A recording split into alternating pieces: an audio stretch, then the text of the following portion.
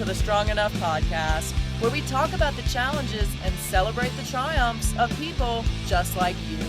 I'm your host, Claudia.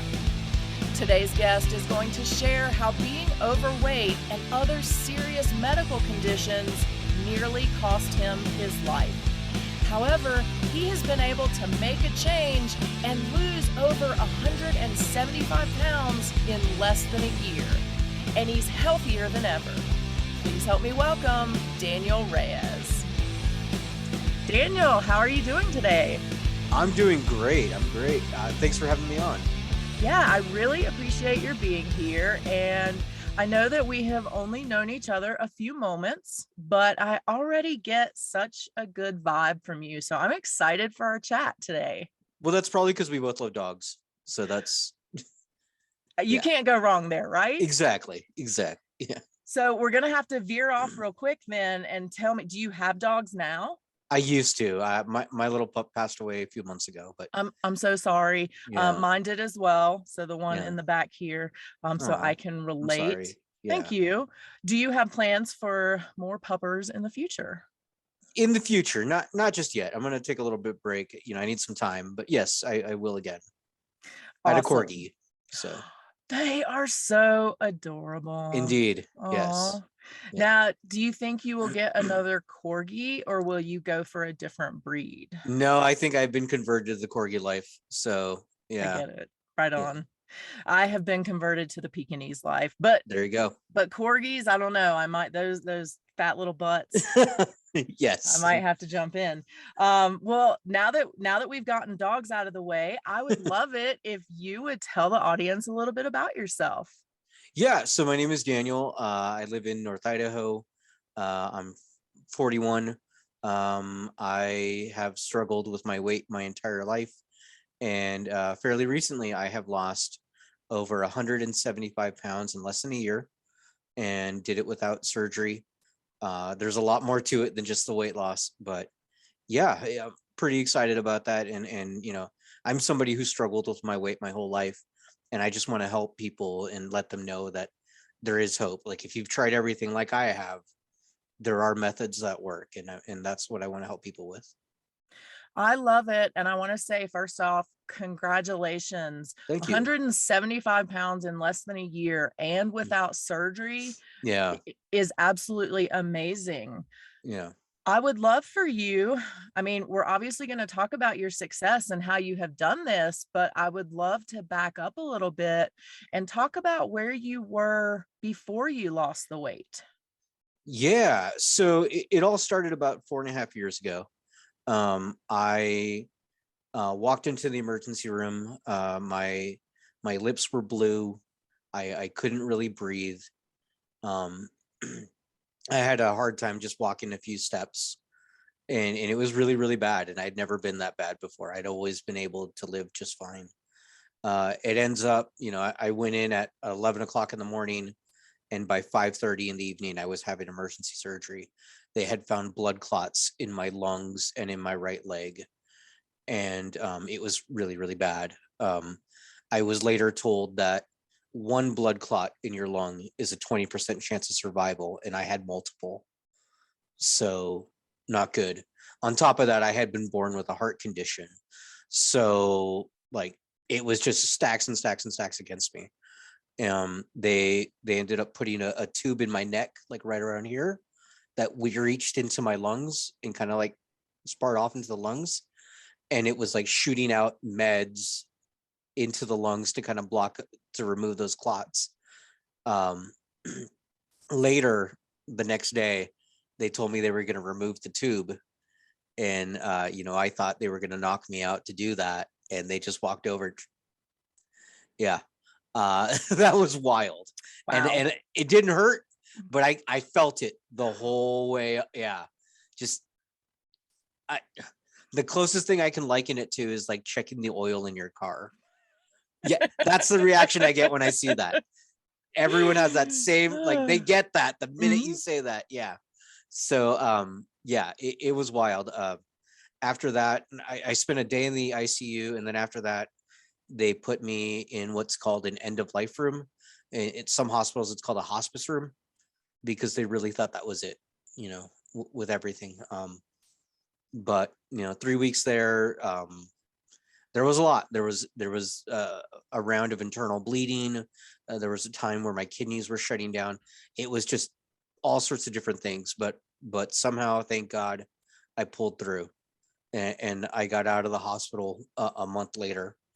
But I was told you need to lose weight, and so I was out for a month, or I was in a month, out a month, and then I had to go back in another month because I was still having issues. And again, they told me you need to lose weight, but they don't tell you how. They just say go do it. And I was told you've got about 5 years, and if you don't do it, we can't guarantee anything past 5 years. Like that's it. So that's scary. That's really, really scary. So I did everything, and like before I had tried stuff, right? And now, like, even more so, I'm trying things because I got the clock on my head, and I don't want to go. And so you name it, I tried it, and everything would work for a little bit, maybe 2 to 3 months, and then it would stagnate, and then I would get frustrated, and then something would happen to me medically where, like, I had bouts of can never pronounce it right, plantar fasciitis, where you can't walk. Yes, the really, really painful stuff on the bottom of your foot. Yes, that thing is a nightmare. And I It's would get flare-ups of that. horrible. Yeah. Yeah. I had this weird thing where, like, sometimes my hand wouldn't work at all. Like, it would just be frozen and, like, throbbing and just hurting. I don't know what that was. And like, I would go through bouts of that. And so, like, then my diet wouldn't work, and so I would eat, and, like, it was just back and forth constantly. So I was constantly yo-yoing back and forth, back and forth. And so finally, like 3 years in, I thought, well, I have to do something. So I looked into weight loss surgery, and that was pretty scary. So just so you know, my background is in TV. I spent 10 years in TV news. So I do a lot of research before I do make a big decision, right?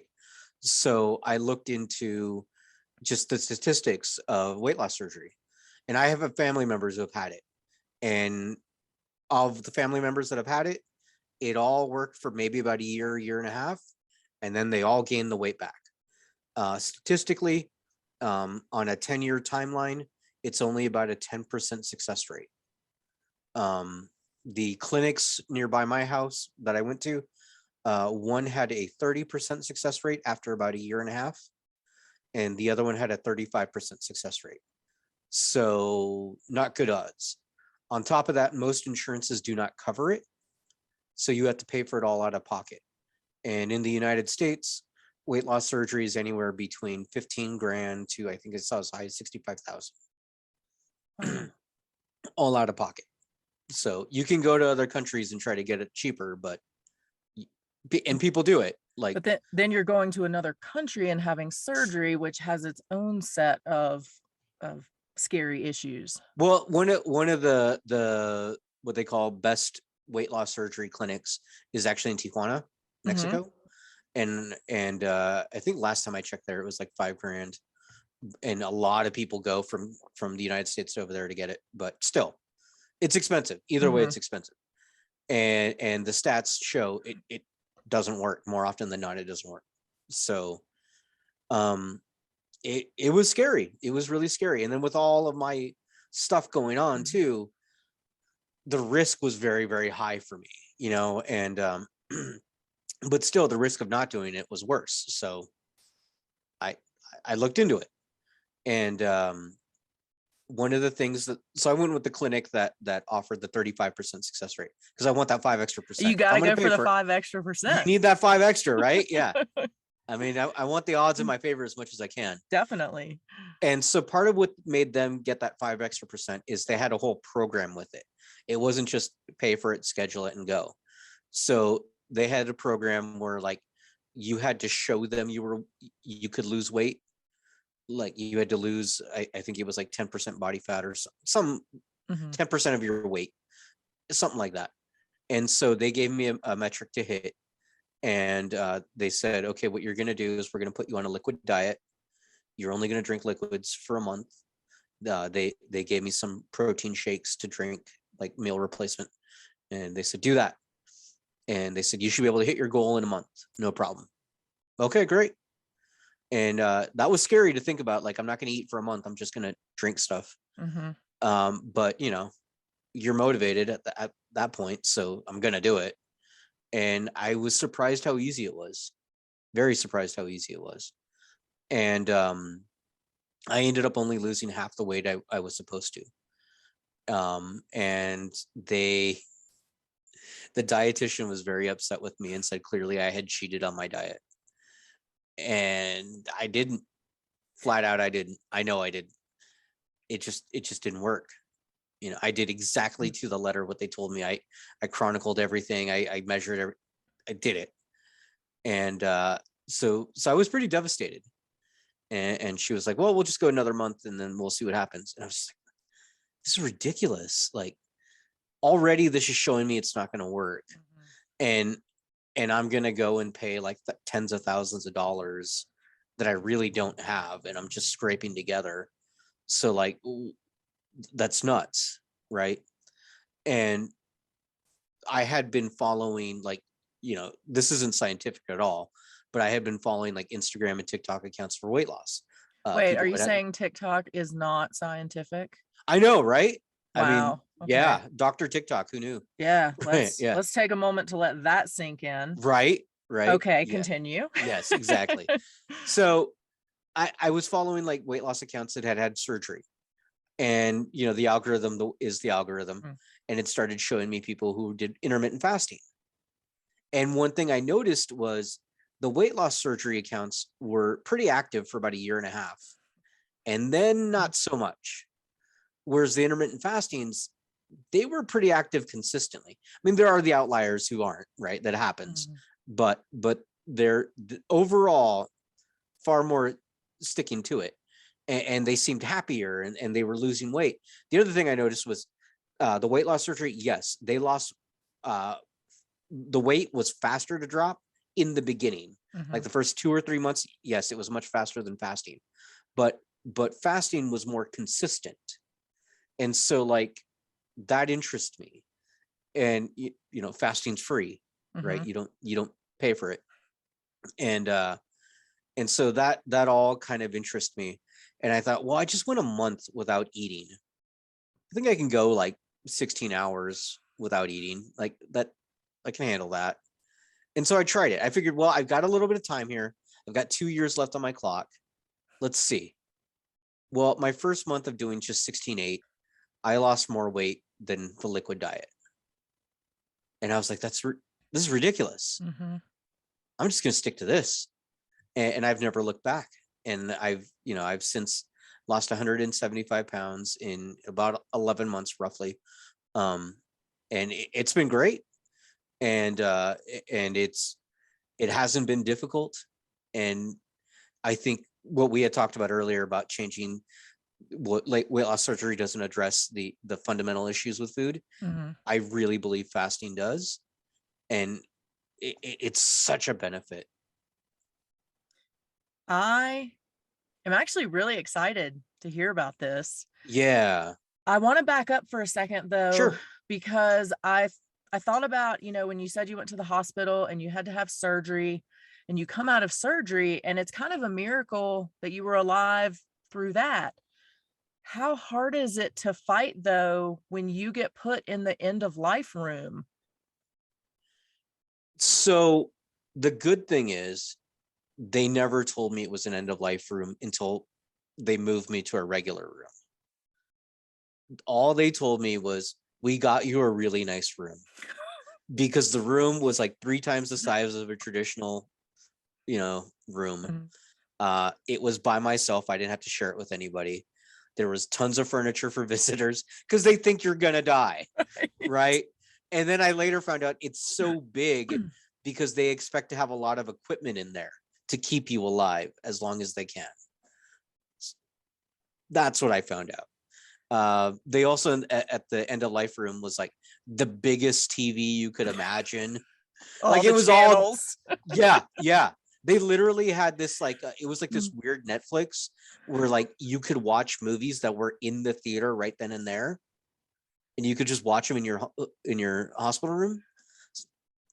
Yeah, So what I'm hearing, and for the listeners and viewers out there, if yeah. you're in the hospital and you end up in this really nice room with the Hmm. magic Netflix, it's actually not a good sign. It's not a good sign. I do remember very early on the guy across the hall from me, he would be moaning and wailing a lot. And I asked him one time, what's going on over there? And they're just like, oh, he has cancer. And I remember thinking, I'm here for like blood clots in my heart. That's weird. But Mhm. like I was so out of it with drugs, like I was like, whatever. Like, I'm gonna watch another movie. yeah, I'm gonna watch another movie now. Yeah, yeah. Okay, so that's good then, because I was thinking like, gosh, that's got to be really tough when it kind of feels like even the doctors have given up on you and put you in this it's time to go room. Yeah, Like, how do you crawl out of that? So yeah. it's good to know that you don't know that at the You don't know time. that, and that's probably for the best. Yeah. What what was it like for you when you got out of the hospital and then learned where you were, but then you had to go back into the hospital? Oh man, I so did not want to go back in. Because I had spent a month in there already, right? And to go back in to me felt like admitting defeat, and it felt like, oh, this really is going to be it. Like that was it. And I remember being in there and just hating it because we actually went. They put me in a different hospital the second time. Um, because there's a better cardiac unit at that other hospital. So they were like, that's where you should go. So that's where I went. And at least in that one, I was never in an end of life room. I was just in a regular room. But just, I can't express how much it was demoralizing to have to return. And yeah,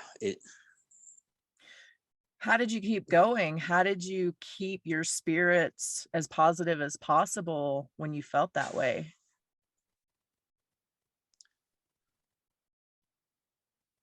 I, you can't think of it long term at that point.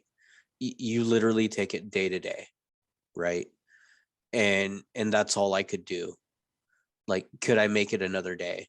Because at that point, I would go to bed at night not knowing if I was going to wake up, and I lived like that for years during all this, right? Like, who's going to find me?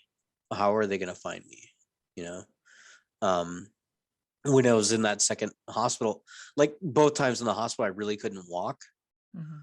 So, like, I had to be attended to, like I was, infirmed, and it was terrible, and at that point, I'm in my mid 30s, and like, you shouldn't live like that. Mhm. It's hard, just emotionally, you know. Will you talk a little bit about what got you to that point as far as your weight issues? Was it more of a genetic situation, or I know you mentioned you had some health issues. So what do you Yeah. think caused that to begin with? So, being overweight and a cardiac patient, that's fairly common. Like that's a high percentage of cardiac patients are overweight. It's goes with the territory. Um, but as far as the blood clots, they did do genetic testing, but they didn't find anything, which is really weird. Mhm. Because I do have one uncle who's had a blood clot before too. So like I would think there would be something there, but there wasn't. So that's interesting. They really don't know where the clots came from. They just happen. And it's my understanding that clots can just happen sometimes. Like there's people who get them on like long air flights, Mhm. right? So it just happens. Um, yeah. When you look at it now, and even though you had to spend those 2 months in the hospital and go through everything, are you grateful for that time now because it put you on this path to a much healthier you? I am, but I also think it kind of sucks. I needed that kick in the ass, you know, that I had to get that low before I would start really finding what would work for me. But I also liken it to like when you lose your keys, right? Once you find them, you stop looking. Hmm. So like I had to find what worked. So Absolutely. yeah. So now I want to talk a little bit about, first off, the liquid diet. Yeah. How was that for a month? Yeah. One thing I learned is it was surprisingly easy. Like surprisingly easy. Um, I don't know what that is. I think it's more mental than anything because it does sound daunting. Hmm. And when I was told that originally, yeah, I was like, I don't know if I'm gonna be able to pull this off. But yeah, no, it was fine. Um, there's some, maybe it's the type of shakes make you feel fuller. Hmm. I don't know. But yeah, it was surprisingly easy. Do you think it's like that for everybody? And I ask that because, and I know TV is also not real, much like TikTok, but I Indeed. have watched a lot of My 600-Pound Life. Hmm. And so you kind of, a lot of what you just talked about, that progression is what you see on that show. But, and I'm sure they put the most interesting people on there, but they always seem to have a problem with this liquid diet or with kind of the diet in general initially. Do you think that's legitimate? Do you think it's more hyped up for TV purposes? Or were you just in that mindset where you were like, I'm ready to do this and I'm going to do what it takes? So I know for myself and for other, like I've helped now, people are coming to me asking for advice. More than anything, it's mental. And if you don't have the mindset that you're gonna do this, it's a lot harder to do. You will be amazed how quickly you get over hunger and how your body adapts to not eating. So it's all mental. That's that's interesting. And I think, I mean, I guess that's how I look at it. And a lot of times, I mean, I'm the outsider looking in, so I want you to correct me Yeah, yeah, for if sure. I'm wrong, but I feel like a lot of people really aren't ready to lose the weight and they want to, like you said, kind of take the easy way out. Because when I watch them lose like that 10% and when they make it, and I'm like, but you made it, just keep doing that. Like, why put Mhm. yourself through surgery now? Because you see that you can do it. Right. So it really depends on the person. And the way that they show it on the show is the typical diet of calorie restriction Hmm. and something like that. I have noticed more and more they're saying low carb or no carb Hmm. on that show because that works and it really works well. I mean, that's what I do when I do eat with fasting is low carb. It really works. Um, the other thing too is, we were talking about the liquid diet and fasting and all that. The longest fast on record is over a year. This guy in like the 60s did it for here, I pulled it up while we were talking. He went 382 days, Angus Barbieri, and it was medically documented. This happened in 1965. He lost a ton of weight, clearly, not eating for a year. But he was medically supervised the entire time. Everyone was amazed how well he did, and dude lost like over 200 pounds. Now, when we say he did not eat for over a year, Uh-huh. what did he consume? He did black coffee, Okay. he did tea without sugar and water.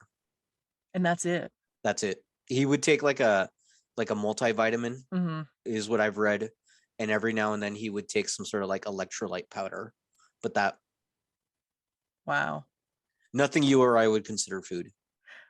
I agree. Yes. I mean, unless Yeah. you take the electrolyte powder and mix it with water Cake. and turn it into a popsicle that, yes, then you dip into the cake. Right. So, okay.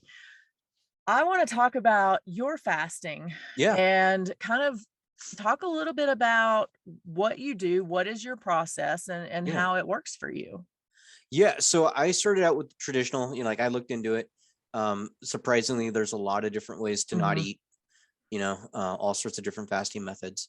But I did the typical 16-8 is where I started, Hmm. and got good results from that.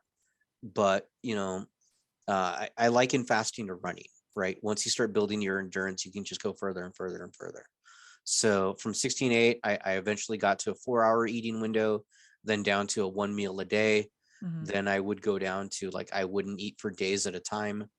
And then I would do like a little bit of like an eating window, maybe like a 10 or 12 hour, and then go again for a few more days. And then I would just kind of swap it around. One of the things that as I continued to go and just keep losing weight, um, for me, as I'm doing the research, I'm noticing that the big thing with fasting is to mimic ancient eating patterns, right? And it struck me as odd that we developed these hard windows for eating, right? But Mhm. a caveman didn't have a hard window. Caveman just went and hunted his food and ate. It was spontaneous. It wasn't Mhm. scheduled. So from there, I wanted to develop. I wanted to find a tool to kind of like change it up for myself, Mhm. and I was surprised nothing had been developed. So I developed fasting dice, and I patented it. I created them, and they're just, you roll these dice, and they give you different fasting windows, and you can change it up as often as you want.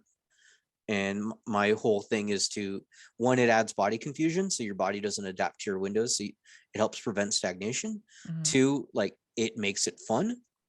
There's even like a cheat on there, so you never know. Surprisingly, you might get a cheat, so it makes it, it's a game. Mhm. And then the other big thing that I've noticed for myself is sometimes I'll plan out like a week or two in advance, and so then I can schedule like social events, because now Mhm. I know when my windows are in advance, and so like maybe I can do a lunch that day, maybe not, and so that helps.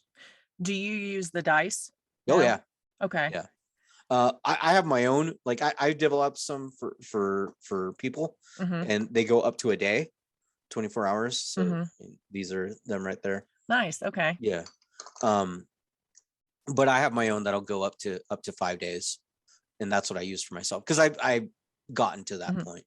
So So when you roll, and yeah, let's say you roll that 5 days, is your yeah. initial thought like, "Damn it," or are you just like, "Cool, 5 days?" Um, the first time I rolled 5, yeah, there was a damn it. I mean, I have gone as long as a week, right? But so I knew what to expect when I got a 5 day, Right. but nobody wants to go 5 days without eating. That sucks. but it's more mental than anything. Mhm. Like, because even those 5 days that I'm not eating, I'm still working out. I'm still going to work. I'm like, unless I say something, nobody can tell, you know? That's what I would love to chat about for a minute Yeah, because, yeah. I have done some like not even fasts really, but like a 3-day reset kind of Mm-hmm. thing. And one of the things they tell you is like, oh, don't work out because you're going to be so tired. You're taxing your body. But I love that it sounds like your life is the same no matter what. So I know that you're not a doctor, but can you talk about kind of how that works for you health wise and why you aren't worried about taxing your body when you're fasting? So I'll put it to you like this. We talked about how bad I was medically, right? So because of all that, I still have to regularly see my cardiologist and my hematologist, right? My cardiologist, I'm now down to seeing only once a year because I significantly improved myself. My hematologist, I see every 6 months. It used to be every 3 months. So I've improved myself. Both of them have seen a significant difference, not just in my appearance and my abilities, but in my blood work since doing the fasting. So it's not just me like woo wooing, Mhm. thinking like, no, it is working. On top of that, in I think it was 2016, might be 2017, but the doctor who won the Nobel Prize for medicine proved the benefits of what's called autophagy. Autophagy, the main way to reach that is through fasting, going longer than 24 hours. And he proved that it helps combat dementia, Parkinson's, what is it, arthritis, some cancers, like just all these things, helped with heart disease, like all these just different things that it did. It helps stimulate stem cell growth, Mhm. and the stem cells just the ones that your body produces just go to where they're needed. So like my in technically I'm in heart failure, right? Because of everything. So what they call your EF, which is one of the ways they measure the effectiveness of your heart. Like the average person is like in the 60s. Nobody's at 100%, right? An Olympian is at like 80 to 85. When I was at my worst, I was down in the low 40s. My last checkup, I was 77. Wow. Yeah. And remember, for years I was trying things and I was on my meds. It wasn't until the fasting that I got that much higher. And so it's not just the meds, right? My blood work has improved significantly. I've been told the entire time that I was going to be on blood thinners my whole life. This last visit I had to my hematologist, which was a month ago, 2 months ago, it was the first time he's like, if you get down to a healthy weight, we can talk about, getting you off these meds. First time he's ever mentioned that. So how much further do you have to hit your goal weight? So I'm 5'4", right? So according to the charts, I need to be between 130 and 150 pounds for my height. That seems really, really small to me. It seems very small. Yeah. So I don't know if I'll get that low. But I'm going to try to shoot for somewhere in that neighborhood. So I still got a while to go. I still probably got another 100 pounds to go. But we'll see. The other thing I've noticed too is when I go work out, especially when I'm fasting, once you get to, I think it's like 36 hours of fasting, your body releases HGH. And it does that for a few reasons. One, the idea is it's trying to preserve the muscle that you have so that, evolutionarily speaking, right, you need to go hunt that animal. Right. So you need your muscles to work while you go hunt the animal. So your body releases the HGH so that your body doesn't eat itself. Well, when you do finally break your fast and you eat, your body is full of all this HGH that it's just unloaded to prevent itself. So you actually grow muscle much faster, is what the studies show. So my weight might hit a different marker because the muscle mass is increasing. Right. And that's, I've always not really liked the whole BMI calculation because it does not account for muscle mass and different body types and things like that. So yeah. What do you eat when you're not fasting? Because I can see me, being like, I cannot eat for 3 days and then hogging down an entire pizza. And I'm sure that that's not really what we're supposed to be doing. So will you talk about what you eat when you do? So I do allow myself once a month to have that go crazy cheat day, right? Because you got to sometimes. But I figured once a month, that's pretty good, especially when I'm not eating for days at a time. That said, traditional, normal, it's time to eat days, I keep it as keto as possible because I have found for myself that's what works the best. I have tried like vegetarian or vegan or like high meats or whatever. None of those really work for my body. When I go vegan, I'm too tempted to go for like bowls of rice. Rice is like my trigger. So I gotta keep it back. Fortunately, I've gotten much better at making like cauliflower rice and spicing it up and making it good. Little trick for everybody: chicken broth is your best friend with cauliflower rice. It will really make it feel more like rice. So, yum. Yeah. Now I'm hungry. Yeah. Do you find when you talked about what works for you with the diet, is that different for a lot of people? Do you think people have to kind of try out different things to see what works for them? For what I've seen, what I eat would work for just about anybody. But that said, what works for a person is what they can stick to. Right. So the fasting in and of itself isn't magic, right? Like, who fasts? That's kind of crazy. Sumo wrestlers. Really? Yes. But what they do, they don't eat in the morning. They typically have a workout. Then around like 10 or 11 is when they have their breakfast, lunch, brunch, and it's a big meal, and they immediately go to sleep. And they take a nap. then they have another workout, and then they have a big dinner, and then they go to sleep for the night. So they're working out twice a day, but what's making them big is sleeping immediately after. So it's a big reason why people should not eat a couple hours before bed, right? So the fasting in and of itself isn't magic. You do have to watch kind of what you eat, but it will help get you there. Do you drink at all? I don't. Okay. I just never have. I'm trying to help people out here to see like how much they can do with this. But like you said, it's kind of your own, it's what you can handle. It's what you can handle, right? So, and the other thing I tell people, like I've had a few people, like I was saying, come to me and ask me for advice. You know, they're like, oh, I know I need to cut this out and cut that out and do that. I'm like, look, don't do that. Start with one thing, cut that out, build on that, then cut the next thing, then the next thing. Then that's how you make the lifestyle change. Because if you go and do it all, you're gonna hate it. You're not gonna stick to it, and then you're gonna give up. And you're gonna be like, oh, fasting didn't work for me. He didn't know what he was talking about. Well, you didn't do what I said. How does it feel for you to be the person now that other people come to help them lose weight and get healthier? That's wild. It's so wild to me, but I like it. You know, I've done a lot of research. I know what I'm talking about.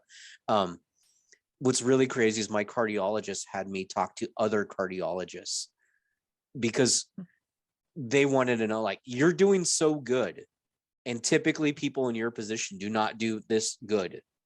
What are you doing? Because we need to help other patients. And so they had me speak to a whole group of cardiologists like 3 months ago. Yeah. How cool was that? It was so like honoring to do that. Yeah. What has all of this done for your self-esteem and your self-worth to be this entirely different person who is now going in front of the cardiologists, right, and telling them how they can help their patients?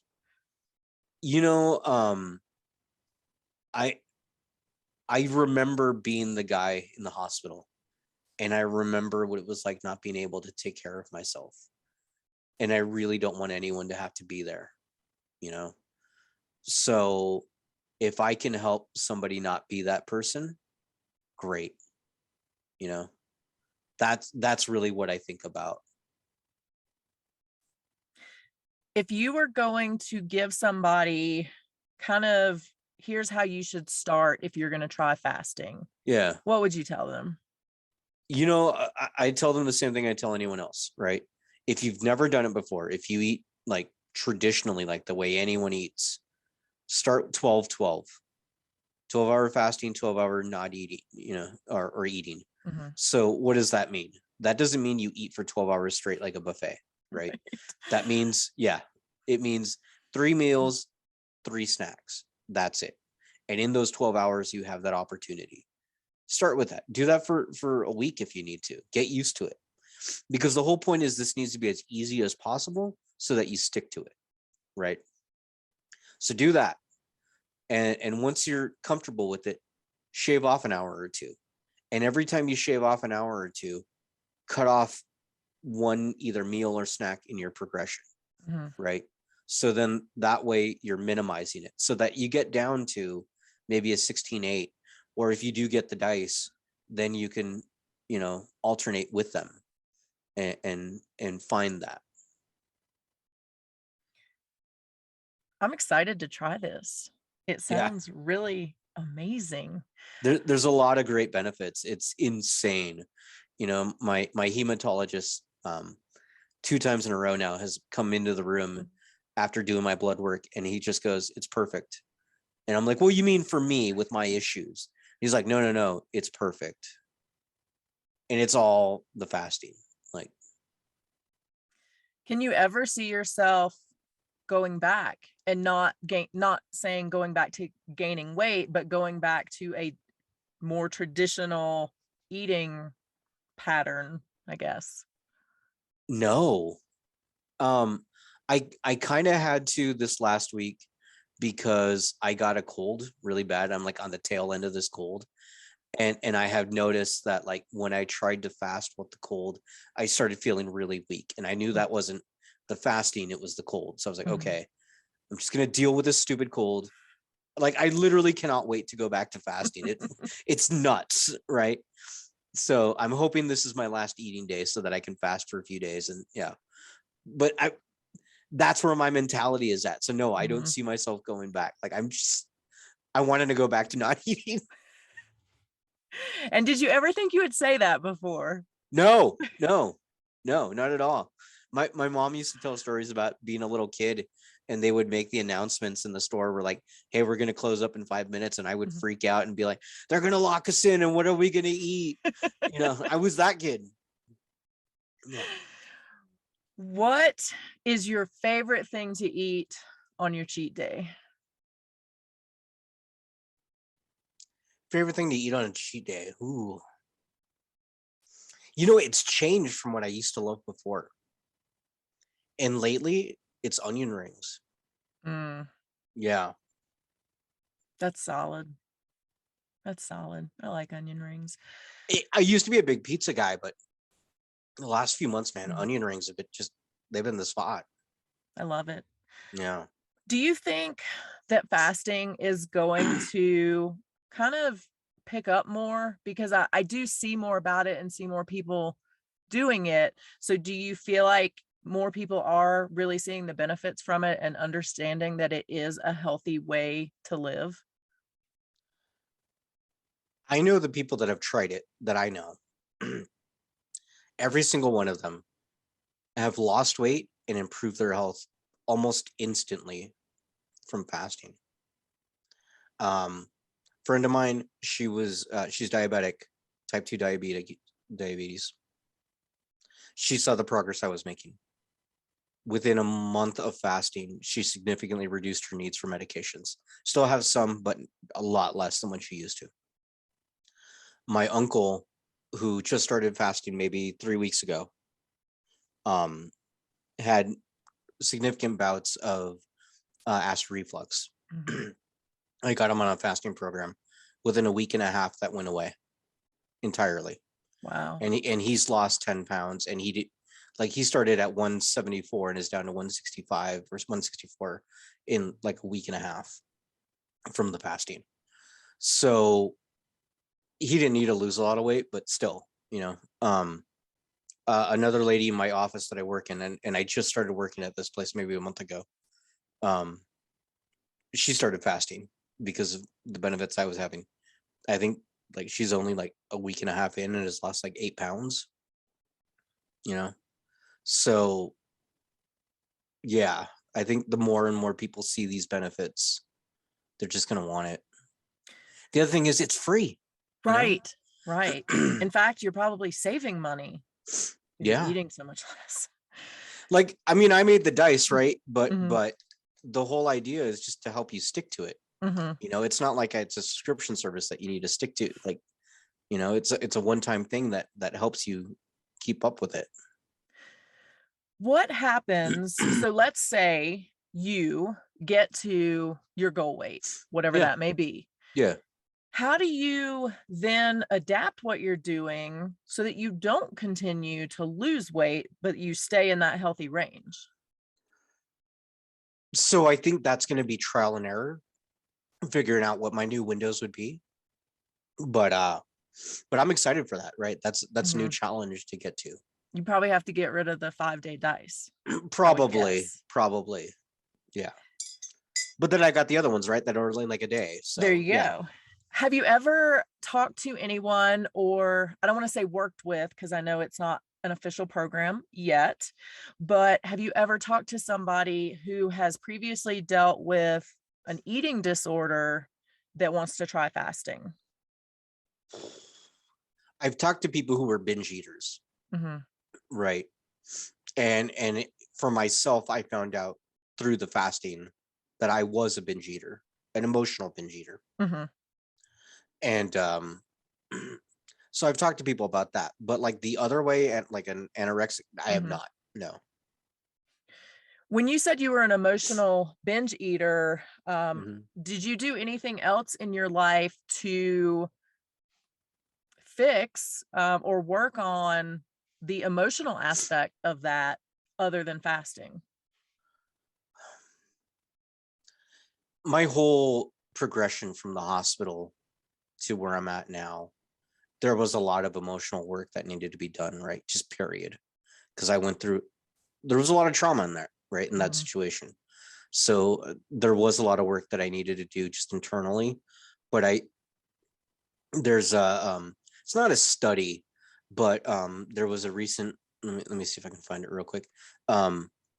This medical school took a look at, like, I think it was 14 different fasting research or studies. And what they found was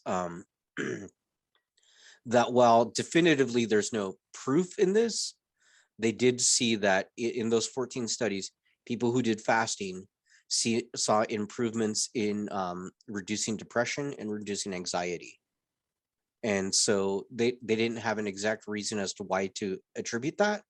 Was it because of the weight loss and now they felt more self-confident? Or was it something fasting does to help alter some of your mood and hormones? So maybe it could be that. There's no definitive study yet, but there was that benefit. And I know for myself, I have seen that. So I think that also helped too. That's reason enough to do it. Yeah. I would love to ask you, if you were going to throw out a piece of wellness advice, what would it be? Don't be so hard on yourself. I think we're our own worst critics. And, one of the big things that I talk about is, like, if you failed in a diet, if you failed in fasting, don't, like, if you failed, that sucks, but look for what caused the failure so that you can learn from it, right? Were you in an area that triggered you to eat? Okay, well, avoid that. Something like that. I love it. We are going to take a quick turn here before I let you go. We are going to talk about tattoos just for a quick minute. Now, it's been chilly here, so I have been unable to wear short sleeves lately, so you cannot see my tattoos, but I have some. I have a bunch. I know that you do not have tattoos. I do not know. But I'm going to put you on the hot seat here for a Okay. second. So I don't know why you don't have tattoos, and it doesn't matter. But let's say we're going to clear off any reason. So it's free. It's not going to hurt. And you can snap your fingers and make them appear and disappear whenever you want. Okay. So with all these parameters, what tattoo would you get and why? So I do want to get one. Yeah. I can't right now because I'm on the blood thinners, and I've been told can't get a tattoo when you're on blood thinners. So it's partly my motivation to get off the blood thinners. But I would like to get here. I've got it here. It's a lotus. Oh. Yeah. So growing up, my mom used to call me Danielson from the Karate Kid. And he wore the lotus bandana. My mom passed away about 12 years ago. So one, it reminds me of her, but also from what I've read in those cultures, the lotus represents rebirth. And so for everything that I've gone through, I feel reborn. So for me, the lotus tattoo probably on my arm, kind of matches both things at the same time. Yeah. So, I love it. yeah. I don't know any tattoo artists in Idaho, but I do. Okay, perfect. Yeah, I've got a really good friend. I'm his great white whale that he's never put ink on, and he's just dying for me to come in the chair. It's going to happen. Yeah. Going to happen. I'm excited. Well, Well, Daniel, where can people find you? So again, I know we talked about that you kind of unofficially help people. That's probably at some point going to transition into something more. Probably, you also have the dice. So if people want to talk to you about fasting, if they want to talk to you about tattoos, and since you know a good artist in Idaho, who that might be, where can people find you? So fastingdice.com is my website. I've got all my social media there. There's a contact page. People can email me. I also have for free a guide that kind of deals with the emotional aspects of weight loss, like just different tips and tricks that have helped me to lose 175 pounds in less than a year. So, and that's completely free. Just put in your email address and you'll get the guide. So yeah, everything's there. Awesome. Do you have a potential time frame on when you might open up additional resources for people? Ooh, not yet. I'm still kind of exploring some options, but I definitely do want to start helping people more individually. So stay tuned. Stay tuned for that. Yeah, if you go to the website and you get the free guide, that'll put you on the list as well, and that'll let you know when I start doing those things. Right on. Well, Daniel, you have been absolutely amazing. Thank you so much for taking the Yeah. time today to share your story and share something that so many people can benefit from and probably did not even know it. So thank you. Well, thanks for having me. I really enjoyed it. I really hope you guys enjoyed my conversation with Daniel as much as I did. I truly appreciate his sharing all the struggles that he went through and what finally made the difference for him. I also appreciate his sharing some of the science behind fasting and why it can work when diets don't. So remember, until next week, you are strong enough and you are worth it. Thank you for listening to the Strong Enough podcast. You can find us on your favorite podcast platform by searching Strong Enough. And on YouTube, we're on the Spear Talk channel. Don't forget to follow us on Instagram and Facebook at Strong Enough Pod. If you have suggestions for an upcoming episode or a future guest, please reach out at strongenoughpod@gmail.com. Remember, you are worth it.